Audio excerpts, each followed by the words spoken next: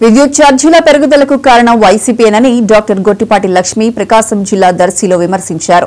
విద్యుత్ భారానికి కారణమైన వైసీపీ తప్పుడు ఆరోపణలు చేయడాన్ని గొట్టిపాటి లక్ష్మి తీవ్రంగా ఖండించారు. అధికారం కోల్పోయాక ప్రజల గుర్తుకు వచ్చారని ప్రశ్నించారు. వారి అధికారంలో ఉన్న 5 ఏళ్లలో 10 సార్లు కరెంటు ఛార్జీలు పెంచారు. 1,00,000 కోట్లు ప్రజలపై భారం విధించారు. కమిషన్ కు కకృతిపడి విద్యుత్ వ్యవస్థను నిర్వీర్యం చేశారని లక్ష్మి విమర్శించారు. ఈ సమావేశంలో కూటమి శ్రేణులు పెద్ద ఎత్తున పాల్గొన్నాయి. దొంగ అన్నట్లుగా ఉంది. వాళ్ళే కరెంటు ఛార్జీలు పెంచి వాళ్ళే ధర్నా చేస్తూ ప్రజల్ని ఇంకా మోసం చేయడానికి చూస్తున్నారు.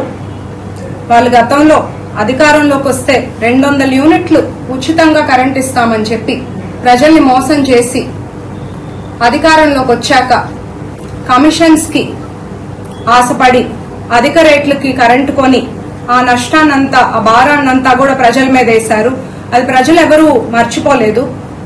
ట్రూ అప్ ఛార్జెస్ అనే ఒక ఎవరికి తెలియని పదాన్ని ఒకటి తీసుకొచ్చి సామాన్య ప్రజలు నెలకి 300 నుండి 400 కరెంట్ బిల్ కట్టుకునే వాళ్ళ దగ్గర నుండి 2,000 నుండి 3,000 రూపాయల వరకు ముక్కు పిండి వసూలు చేశారు.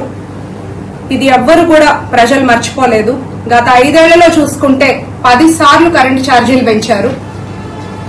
మీ ప్రభుత్వం చేసిన అవినీతి వల్ల విద్యుత్ భారాలు రాష్ట్రం మీద 1,29,000 కోట్లు.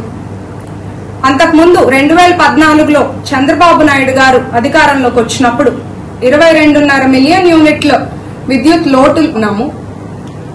తర్వాత తెలుగుదేశం పార్టీ అధికారం వైసీపీ చేతిలో పెట్టాక 2019లో మిగులు విద్యుత్ ఉండినప్పుడు ఈ 5 ఏళ్లు చూసుకుంటే గతంలో 10 సార్లు కరెంటు ఛార్జీలు పెంచారు.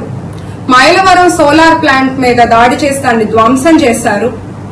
చట్టవిరుద్ధంగా పీపీఎల్ను రద్దు చేయడం వల్ల 7,500 మెగావాట్లు తక్కువ రేటుకి మనం వచ్చే విద్యుత్ ఉత్పత్తిని కోల్పోవడం జరిగింది. అదే వాళ్ళని మనం ప్రోత్సహించుంటే ఇప్పుడు మరో 10,000 మెగావాట్లు మనకి అదనంగా విద్యుత్ ఉత్పత్తి ఉండేది.